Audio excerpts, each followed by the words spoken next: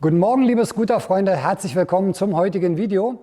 Ich bin wieder bei den Rollerprofis beim Basti. Hallo. Hallo Marc. Und wir gucken uns heute wieder einen Sim-Roller an, den der Basti vorstellen wird. Das ist der neue Maxim 400 Genau. und ist, glaube ich, eine komplette Neuentwicklung, ne? Ja, so kann man das sehen. Also wer den alten kennt und den jetzt sieht, das ist ein komplett neuer Roller. Super, also 400 Kubik, Euro 5 jetzt auch dementsprechend. Wie viel PS hat denn der Maxim 400 34 PS, und fährt wie viel? 139 km/h. Das ist anständig, ja. Da sollte auch immer noch ein bisschen mehr drin sein. Muss man mal sehen beim Einfahren, das ist halt immer das A und das O bei ihm Hersteller, ne? Genau, das ist ja immer nur der Richtwert. Manchmal, je nach Serienstreuung, fahren die dann ja auch mal ein bisschen mehr, mal ein bisschen weniger. Optisch auf jeden Fall schon mal sehr schick. Wir gucken uns vielleicht mal so ein bisschen die Details an und du kannst uns mal zu den einzelnen Ausstattungsmerkmalen so ein bisschen was erzählen. Sehr gerne. Vielleicht fangen wir mal vorne an und du kannst uns mal so ein bisschen zeigen, was der jetzt für Ausstattungsmerkmale hat. Ausstattungsmerkmale. Also Genau, was, vielleicht mal hier vorne unten. was ja schon mal schön ist, du hast hier eine Doppelbremsscheibe, das ist für sichere Stehen, und du hast natürlich auch ein Traktionskontrollsystem. Ah, da oben steht's. TCS, Traction Control System.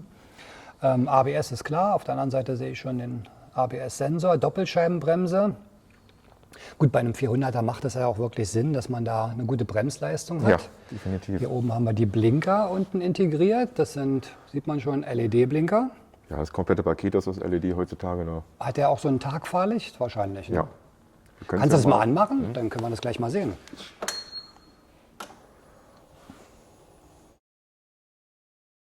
Gut, dann hat er ein Windschild. Da Genau. sehe ich schon, das kann man bestimmt verstellen, oder? Ja, da hast du zwei verschiedene Möglichkeiten, so wie es jetzt hinter ist. Und dann kannst du noch mal ganz ohne irgendwas schrauben zu müssen, einfach nach oben geklappt. Ach, das wird nur nach oben gezogen, Ja. so. Kannst du das nochmal machen? Zeig mal. Ach, das rastet dann so ein. Na, das ist ja ganz simpel. Und ist dann so, ja, ich schätze mal 5, 6 Zentimeter höher dann. Ne? Mhm. Macht schon eine Menge aus. Ja, je nachdem, wie groß man als Fahrer ist, ist Ja. es ja immer hilfreich, Ja. wenn man da Ja. ein bisschen verstellen kann. Und wenn man es dann noch machen kann, ohne dass man schraubt, ist es natürlich ideal. Ne? Das stimmt allerdings. So, Trittbretter. Hier sehen wir, kann man die Füße auch noch ein bisschen nach vorne strecken. Das ist immer ganz angenehm. Da spreche ich aus Erfahrung. Auf jeden Fall auch sehr schön bei längeren Fahrten, ne? Genau, dann kann man ein bisschen gemütlicher fahren und hat ein bisschen Möglichkeit auch zu variieren. Tankeinfüllstützen ist da unten wahrscheinlich. Haben wir da unten drunter. Der hat ja ein Keyless-System, wie ich sehe. Ne? Genau, der Keyless-System. Einfach drücken. Und dann einfach nur nach links drehen, Ah, und da ist der der Tank. Tankstutzen. 13 Liter ist gut, kriegt man ein bisschen was rein. Genau. Und hier vorne sind noch Handschuhfächer. Hier hast du natürlich auch noch mal eine Steckdose mit verbaut. Also hat er auch einen USB-Anschluss. Genau. Ja, das ist ja mal ganz gut so für Kleinkram. Sonnenbrille, Handschuhe. Genau. Das passt. Dann ist da der Entriegelungsknopf für die Sitzbank. Genau. Das Cockpit können wir uns vielleicht gleich mal anschauen, wenn wir schon hier stehen. Er ist natürlich hier analog. Ist nicht immer Gefallenssache, ne? Ich selber bin immer ein sehr analoger Typ, sage ich jetzt mal. Ich finde das Ja. immer schön. Und was kann man da alles einstellen? Gibt es da irgendwie so einen Mode-Knopf oder Ja. sowas? Genau. Ah, da vorne, Den genau. Tagestrip, dann die Ölkilometer, die kompletten Gesamt. Kilometer. Und das war es dann auch schon wieder. Oben ist die Temperaturanzeige, Genau. also rechts ist Temperatur Genau. von der Kühlung, von der Wasserkühlung, links Tankanzeige und dann die üblichen Warnanzeigen. Auch das TCS hat eine Anzeige. Warnblinker hat er auch. Mit einem kleinen Warnton. Ah, okay. Hat er auch einen Ton beim Blinken? Ja, also den gleichen Ton, jetzt Ah, nicht okay. nochmal einen anderen Ton. Hier sehen wir gleich mal die LED-Blinker jetzt. Kannst du das Licht mal anmachen vorne, dass wir das auch mal sehen?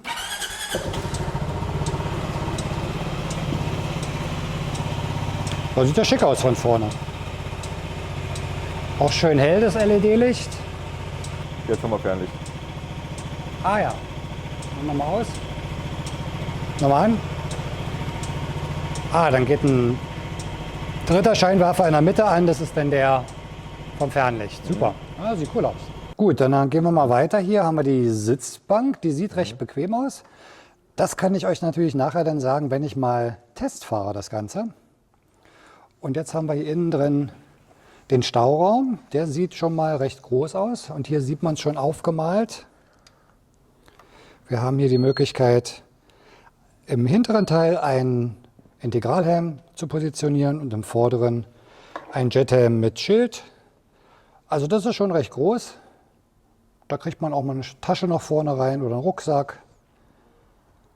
Also ein schönes, großes Staufach unter der Sitzbank.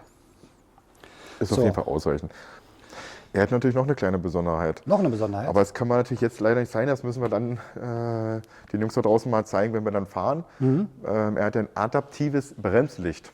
Das heißt, wie in der Formel 1, ab 70 km/h, wenn du dann die Bremse betätigst, dann fängt sie erst an zu blinken an. Gibt so gesehen dann nochmal ein Warnsignal nochmal hin, bevor du dann komplett dann bremst. Ach, das ist ja cool. Kommt. Ja, das können wir vielleicht nachher beim Fahren mal zeigen. Das hatte ich noch vergessen zu sagen. Die Reifen, vorne haben wir ein 120 70 15, also vorne 15er Rad mit einem 120er Reifen. Und hinten haben wir ein 160 60 14, also ein 14er mit einem 160er Reifen drauf. Ist natürlich auch für die Fahrstabilität dann ganz gut. Jetzt sehe ich hier hinten an der Scheibenbremse sehe ich noch so einen Baudenzug. Das spricht doch sehr stark für eine Feststellbremse. Genau, die du auslöst über den Seitenständer. Ah, okay. Wir haben also hier keinen Schalter oder Hebel oben am Lenker, sondern automatisch, wenn ich den Seitenständer rausmache, ist eine Feststellbremse da. Genau. Das ist super. Das ist doch schon mal sehr praktisch. Kann er, wenn man ihn mal auf den Seitenständer stellt, nicht wegrollen. Das stimmt. Und ein sportliches Fahrwerk hat er natürlich auch wieder, wie jeder Sim. Da unterscheiden sich ja doch noch zu den ganzen anderen Marken immerhin. Also ein bisschen fester abgestimmt. Ja. Ich packe euch die ganzen technischen Daten unten in die Beschreibung mal rein. Dann könnt ihr das nochmal nachlesen, wenn ihr dann noch irgendwelche Info braucht. Was wir noch haben, verstellbare Griffe hier noch. Das ist ganz schön. Muss man bei vielen ja immer im Zubehör nachrüsten. Kann man also so ein bisschen auf seine Griffweite einstellen. Das finde ich sehr, sehr praktisch. Ja, und ansonsten vom Design doch sehr gut gelungen. Und dann ist natürlich noch die eine andere Sache noch, was natürlich auch mal für Sim spricht. Ja. Das sind die 5 Jahre Garantie. Der hat 5 Jahre Garantie. Genau, oder bis zu 100.000 Kilometer. Bis zu 100.000 Kilometer? Ja. Wow. Ja, die Motoren, die haben ja ihre Keramikbeschichtung. Und die halten einfach ewig. Ich war ja selber in der Werkstatt. Ich hatte noch nie einen Motorschaden gehabt. Es sei denn, der Kunde hat es provoziert und hat wirklich ohne Öl gefahren. Dann ist Ja, na gut, das aber wenn man seinen regelmäßigen Ölwechsel macht, früh morgens warm einfährt, habe ich bis jetzt noch keinen Motorschaden gehabt. Also das ist Wahnsinn. Ach, das kann man auch überall nachlesen. Das steht auch überall im Internet wirklich so drin. Also sehr, sehr zuverlässige Fahrzeuge. Wo werden die definitiv. hergestellt, die Sims? Die werden in Taiwan direkt hergestellt, die großen. Also auf jeden Fall zuverlässige Fahrzeuge, was ja für viele sehr wichtig ist. Kann man also auch schön Langstrecken mitfahren. Leistung finde ich ist ausreichend, also 400 mit 35 PS, da bewegt sich schon ein bisschen was. 140 ist gut, hat man eine schöne Reisegeschwindigkeit. 34 PS. 34, sorry, 34 Aber gut, der eine PS. PS mehr oder weniger. Ja, habe ich ja ein bisschen geschummelt. Also 34 PS, 140 knapp Höchstgeschwindigkeit, das reicht in der Regel aus, um auch zu zweit und mit Gepäck gut voranzukommen. Genau. Man hat eine schöne Autobahndurchschnittsgeschwindigkeit und wenn der jetzt noch ein gutes Fahrverhalten hat, ist doch ein schönes Fahrzeug. Ja. Und so viel wiegen tut er ja auch nicht mit 215 Kilo. Glaube ich, ist das eigentlich schon völlig in Ordnung. Dann haben wir jetzt erstmal die ersten Daten für euch hier dargestellt und ich würde sagen, ich schwinge mich jetzt mal auf den Scooter, auf den Maxim 400 und werde mal eine Testfahrt machen. Wir werden vielleicht auch mal ein bisschen Landstraße fahren. 400er nur in der Stadt ist ja ein bisschen langweilig. Ja, der hört eher schon auf der Landstraße, vielleicht auch mal ein bisschen auf der Autobahn oder sowas. Genau, für Pendler auch, ne, dass man da vielleicht mal ein bisschen so die höhere Geschwindigkeit testet, wie der auch auf der Straße liegt und Kurvenlage ist. Ja, das machen wir jetzt. Wir sehen uns gleich auf dem Scooter. Dann werden wir mal die Probefahrt bzw. Testfahrt starten mit dem Maxim 400. Ja, vielleicht erstmal zur Sitzposition. Man sitzt sehr gut, angenehm aufrecht, kann die Füße in verschiedenen Positionen positionieren. Man hat auf der glatten Fläche unten relativ viel Platz. Selbst ich mit meinen großen Füßen kann da schön hin und her variieren. Also von der Fußposition sehr, sehr gut. Ich zeige euch das gleich noch, wenn ich stehe. So. Also hier auf diesem Trittbrett, das sieht man, kann ich sehr, sehr gut die Füße in verschiedenen Positionen positionieren. Genauso hier vorne, dann kann man es schräg stellen. Beinfreiheit habe ich genug, ist hier vorne alles frei. Also vom Sitzen sehr angenehm. Im hinteren Bereich habe ich eine kleine Lendenwirbelstütze, die ist sehr angenehm. Also vom Sitzkomfort wirklich gut, Armposition auch in Ordnung. So, dann testen wir jetzt mal ein klein wenig Landstraße.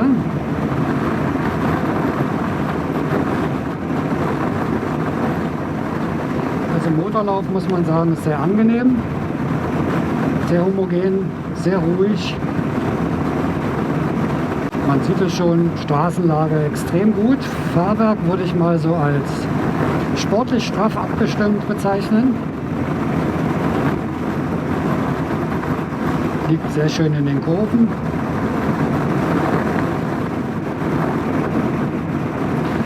Der Windschutz im Bereich der Beine oben ist gut. Kann man nichts sagen. Da ist alles schön geschützt. Auch hier der Oberkörper im Brustbereich ist sehr gut geschützt. Jetzt teste ich mal kurz die Bremsen. Ja, die lassen sich gut dosieren.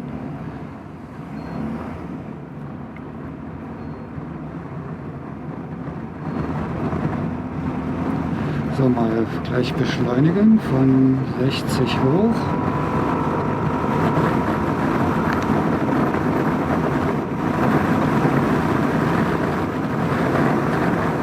Ja, das zieht schon sehr gut. Also zieht kräftig durch, schön in der Beschleunigung. Jetzt mal in die Kurve. Ja, eine sehr schöne Kurvenlage.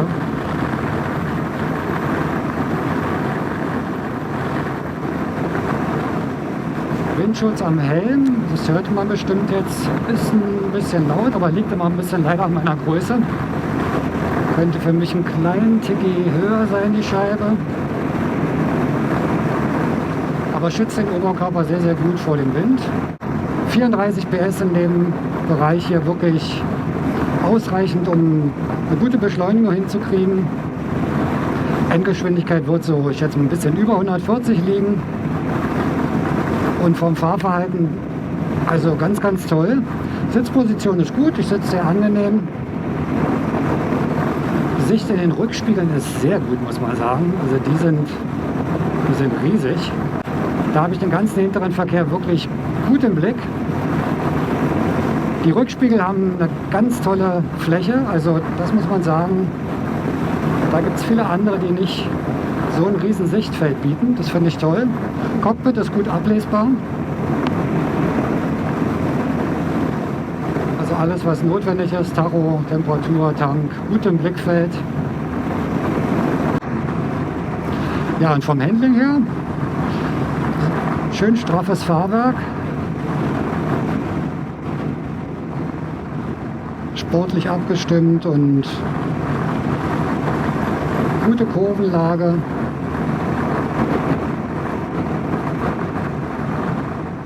Also fährt sich wirklich toll, muss man mal so sagen. Da ist jetzt nichts, was mir negativ auffallen würde. Bremsen ziehen auch sehr gut. Sind auch gut dosierbar.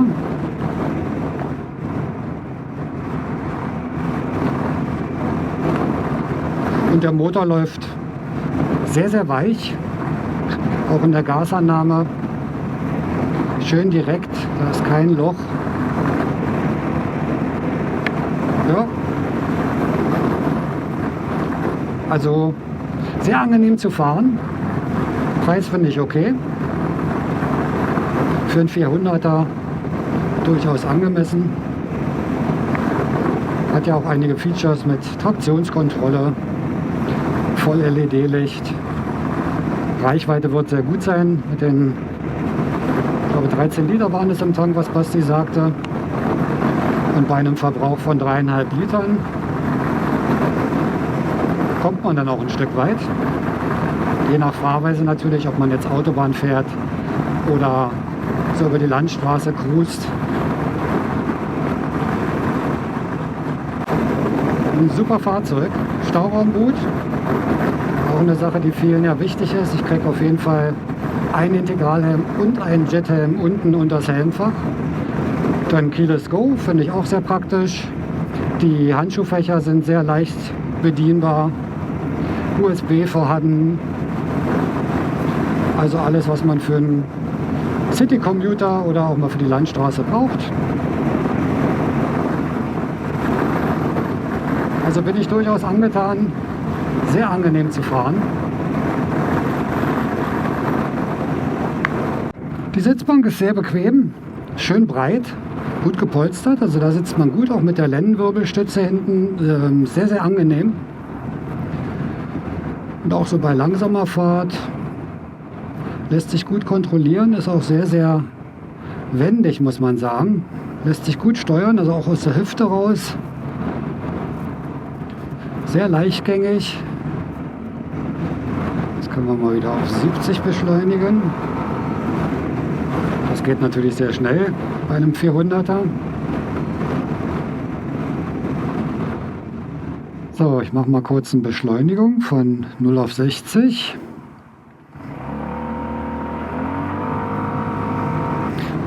Ja, das ist fix. Also zieht sehr gut durch. Schöne Beschleunigung. Jetzt können wir hier mal auf 80.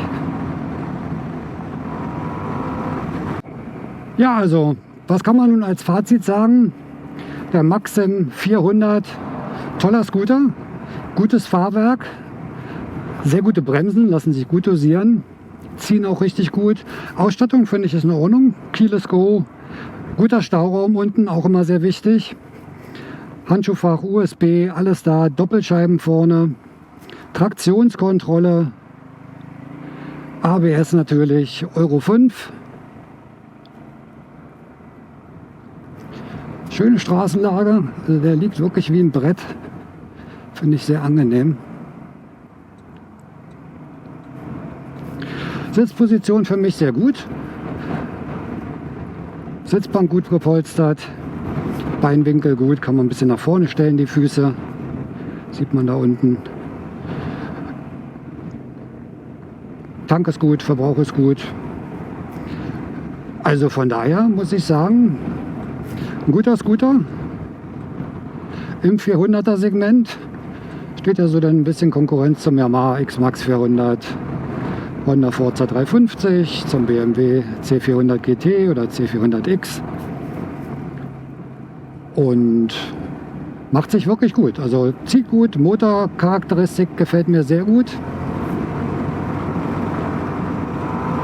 Einen schönen Durchzug, schönen weichen Lauf des Motors, also ganz, ganz angenehm. Hier auf der Autobahn, da ist natürlich ganz praktisch, wenn ein Scooter ein bisschen Leistungsreserven hat.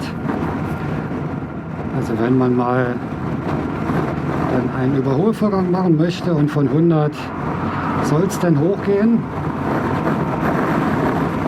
dann ist er ganz schnell auf 120, 130, jetzt 140. 150, naja Mensch, das hört ja gar nicht mehr auf hier.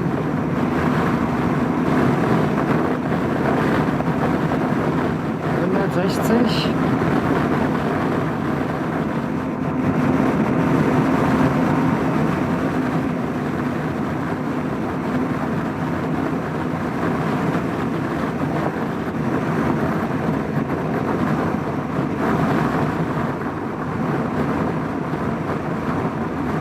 Also, der zieht schon sehr, sehr gut, muss man sagen. 160 Topspeed statt angegebenen 139. Das ist anständig. Ja, liebe Scooter-Freunde, das war's für heute mit der Vorstellung des Maxim 400 und der kurzen Testfahrt. Ich hoffe, das Video hat euch gefallen. Wenn ja, hinterlasst mir bitte einen Daumen nach oben. Auch den Kanal abonnieren bitte nicht vergessen. Wir sehen uns dann wie immer nächste Woche beim nächsten Video. Bleibt gesund, fahrt vorsichtig und bis dann. Macht's gut. Ciao.